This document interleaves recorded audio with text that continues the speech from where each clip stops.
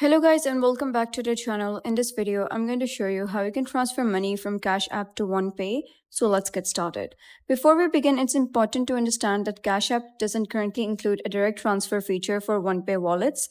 Since there's no built-in connection between the two platforms, you'll need to use an alternative method to complete the transfer. The easiest option is linking your Onepay debit card if your Onepay account includes one. So start by opening the Cash app and go to your profile settings. From there, you're going to open the linked banks or linked card section and select the option to add a new card.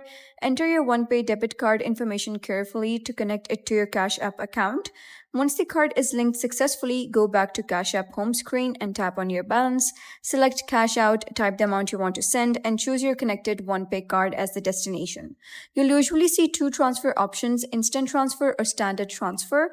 Instant transfers are faster or may include a small processing fee. If your Onepay card cannot be linked, there is another method you can use. First, transfer the funds from Cash App to your regular bank account. After the money arrives there, you gotta open the Onepay app and use the Add Money or Top Up feature to load funds into your Onepay account using your bank account or connected debit card.